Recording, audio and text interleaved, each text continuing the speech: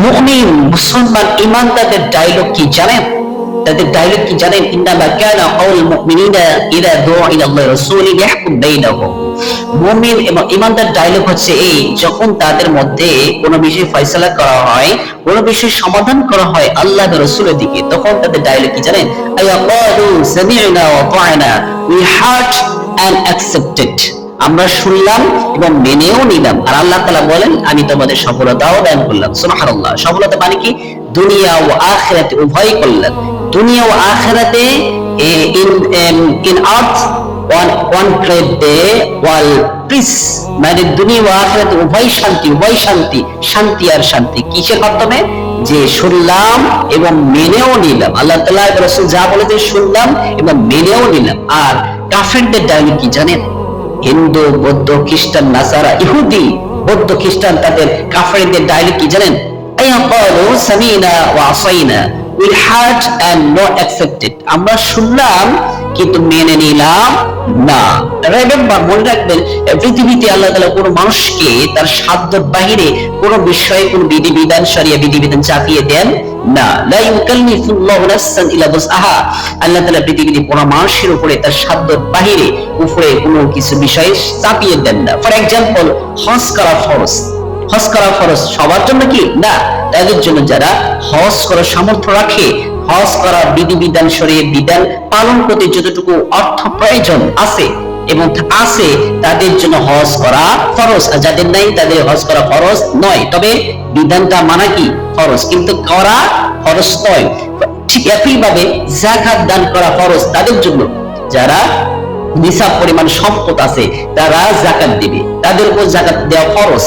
তারা এটা শুনবেও প্লাস মেনেও নিবে, এটা করবে। কিন্তু বাট যাদের যাকাত দেওয়ার সামর্থ্য রাখে না, তারা যাকাত দেওয়ার জন্য আল্লাহ তাআলা ফরজ অনেক দেন নাই। ঠিক একইভাবে কুরবানি করা ওয়াজিব কাদের জন্য? নিসাব পরিমাণ সম্পদ যাদের আছে।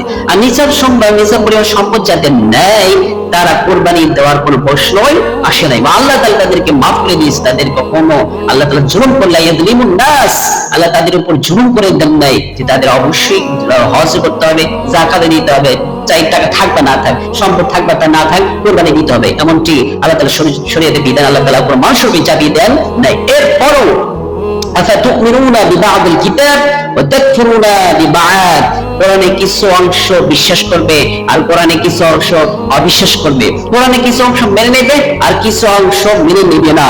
যদি করে নিজের স্বার্থ হাসিল করার জন্য যতটুকু প্রয়োজন মেনে নিবে, আর যদি নিজের স্বার্থ যদি হাসিল না হয় ততটুকু মেনে নিবে না। তার মানে যেটা কঠিন বিধান সেটা সে মেনে নেবে না, আর যেটা সহজ বিধান কোরআনে সেটা সে মেনে নেবে।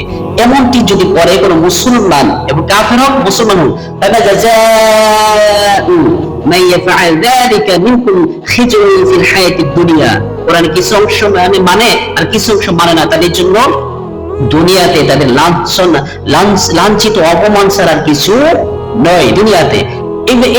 এমনকি আখিরাতে তাদের জন্য রয়েছে ইয়াউমুল কিয়ামাতি ইয়ারদুনা ইলা আশাদ্দিল আযাব, এবং তাদের জন্য রয়েছে আখিরাতে কঠিন আযাব, কঠিন, very very very very very difficult আযাব দেওয়া হবে তাদেরকে।